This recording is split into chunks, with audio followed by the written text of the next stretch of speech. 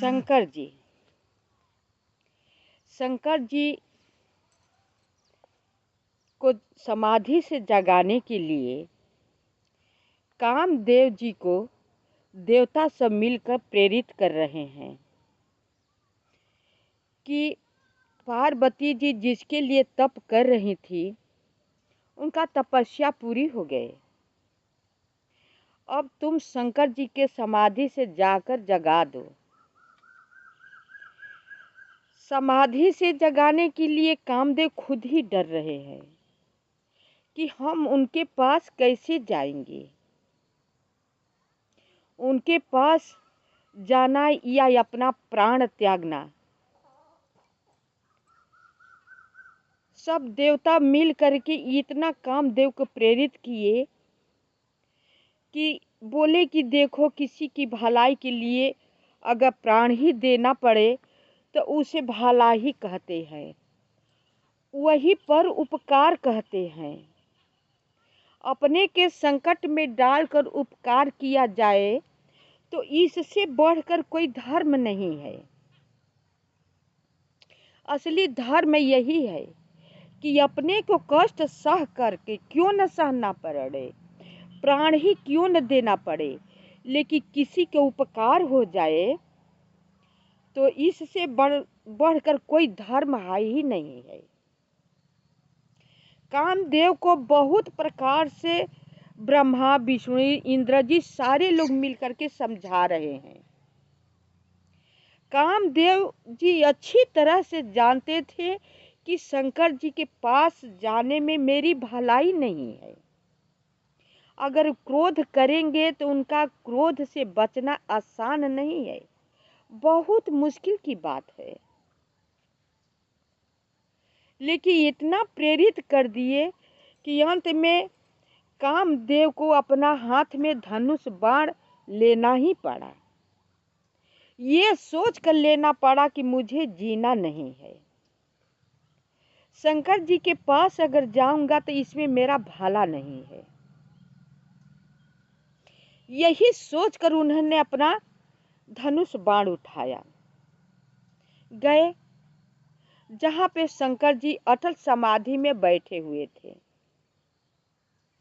पहले तो अप्सराओं से बहुत नाच गाना नृत्य गाना बजाना कराया कि ताकि इन लोगों ही द्वारा इनका समाधि टूट जाए। लेकिन भोले तो भोले हैं, उनका पर कोई असर नहीं पड़ा। कामदेव फिर इतनी अपनी माया का चाल चली, इतनी माया फैलाया, यहाँ तक कि सब काम वासना हो गए। जीव जंतु पशु पक्षी सब काम वासना के वशीभूत हो गए। ऐसा अपना इतना प्रभाव दिखाया कि नदी तालाब सारे के सारे जा करके समुद्र में मिलने लगे। सब काम वासना के वशीभूत हो गए। जितने पेड़ लताएं थी खुद टहनियाँ डालियां सब आपस में आकर मिलने लगी, टकराने लगी। जो बहुत बहुत दिनों से संत लोग तपस्या कर रहे होते हैं, वो लोग काम वासना के वशीभूत होकर के भागने लगे। वेद मंत्र जो था वो भी कहीं गुफा में जाकर शरण ले ली। राज जल्दी किसी को समझ में नहीं आ रहा था कि हो क्या रहा है। इस कोई नहीं समझ पा रहा है। जितने जोगी योगी थे सब काम वासना के वशीभूत ही सब भागने लगे, दौड़ने लगे। तीनों लोक में समझ लिए कि हाहाकार मच गया। 5 मिनट में पांचों पहाड़ हो गया। इतना सब वशीभूत हो गए। साधु संत लोग के अपना धर्म बचाना संकट बन गया। वेद मंत्र गुफा में जाकर के छिप गए, कहीं कुछ नहीं रह गया। शंकर जी की फिर भी समाधि न टूटी। इतना हो जाने के बाद भी शंकर जी की समाधि नहीं टूटी। अब कामदेव क्या करें? इतना माया फैलाने के बावजूद भी समाधि नहीं टूटी। अब कामदेव का कोई चारा नहीं चल रहा था।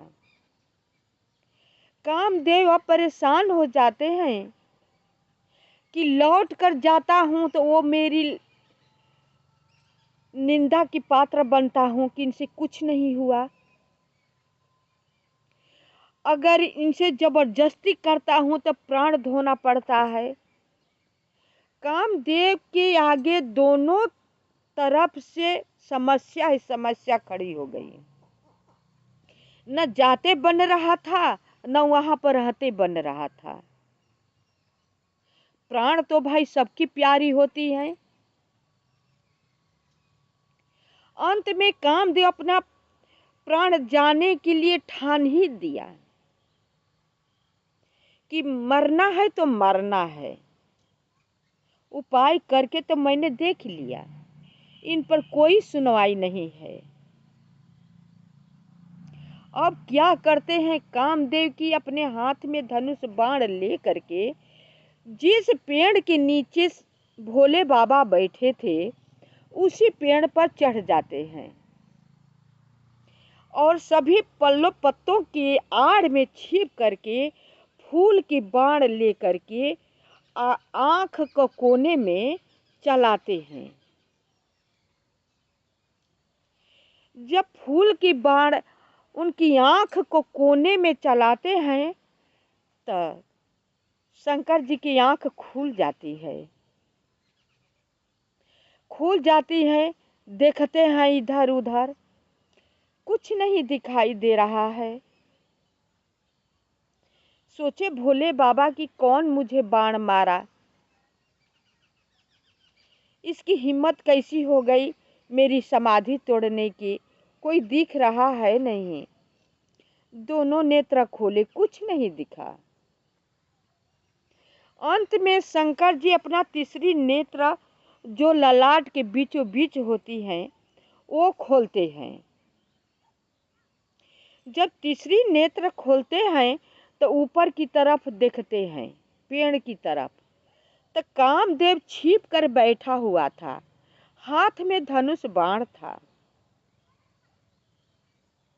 ज्यों ही शंकर जी ऊपर निगाह उठाकर देखते हैं, कामदेव तुरंत जलने लगे, नीचे गिर गए। ऊपर से नीचे गिरकर आ गए और जलने लगे, जल करके भस्म हो गए।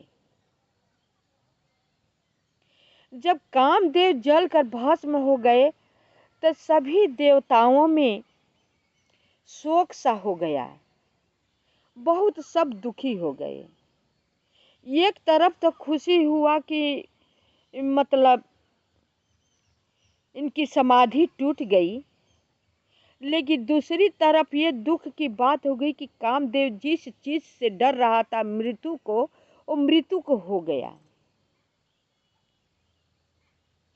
सभी देवता आ करके प्रार्थना करने लगते हैं शंकर जी से। इतने में कामदेव की पत्नी का नाम है रति। जब रति सुनती है कि मेरे पति देव जल कर खाक हो गए हैं, वो रोती बिलापती गिरती हुई चिल्लाती हुई शंकर जी के पास से आती हैं और अपने पति को शव को ले करके लिपट लिपट कर बहुत करुणा विलाप करने लगती है। करुणा विलाप कर लेने के बाद शंकर जी के पास जाती हैं। शंकर जी से कहती हैं, हे भोले बाबा, आप तो भोले हैं, दानी के दानी है, महादानी है, आप देवों के देव है, महादेव है। मेरे पति तो सबके कल्याण के लिए अपना प्राण त्याग दिए, लेकिन मेरा जगह तो छूट गया। अब मैं कहाँ जाऊं, किसके पास जाऊं? बिना पति को स्त्री का जिंदगी नरक हो जाता है। उस धरती पर रहना मुश्किल हो जाता है। मैं अपने पति के बिना नहीं रह सकती। आप मेरे पति को जिंदा कर दीजिए। बहुत विलाप करते हुए शंकर जी के चरणों में रति लिपट जाती हैं और वहीं रोते रोते बेहोश हो जाती हैं। जब कुछ देर के बाद होश में आती हैं तो वही विलाप शुरू करती हैं कि आप ही बताइए, मैं कहाँ जाऊं, किसके पास जाऊं, किसके सहारे अपनी जिंदगी बिताऊं, मेरा कौन है इस दुनिया में। शंकर जी दयालु हैं। उन्हें उसकी करुणा विलाप सुन करके दया आ जाती है। कहते हैं अंत में, हे देवी, जो होना था तो वो तो हो गया, वो तो बदल नहीं सकता, लेकिन मैं वरदान देता हूं, तुम्हारा स्वामी जीवित रहेगा, युगों युगों तक जीवित रहेगा, लेकिन अनंग रहेगा, दिखेगा नहीं, सभी पर व्याप्त रहेगा, लेकिन वो सबको देखेगा, उसको कोई नहीं देखेगा और किसी को नहीं दिखेगा।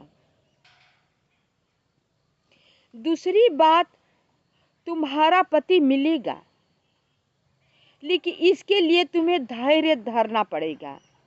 धीरज रखो, समय के इंतजार करो।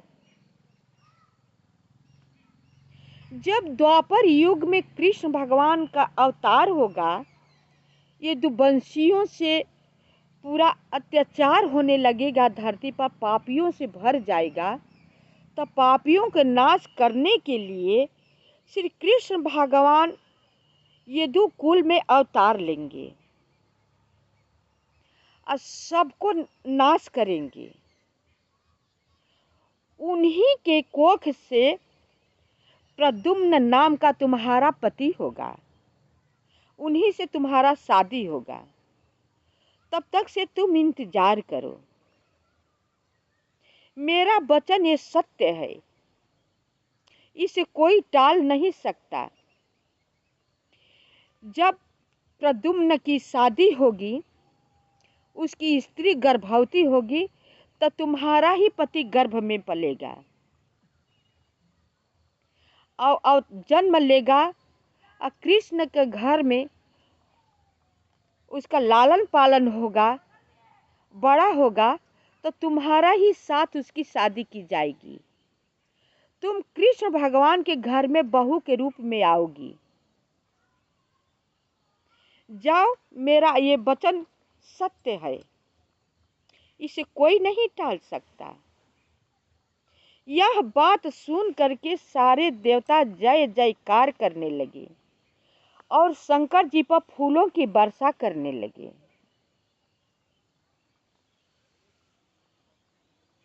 रति अपने यहाँ चल देती है।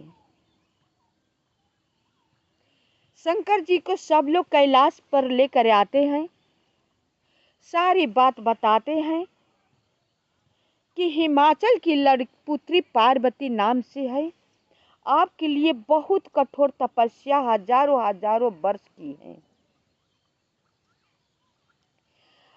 आप ही के लिए अपना जीवन हार चुकी है।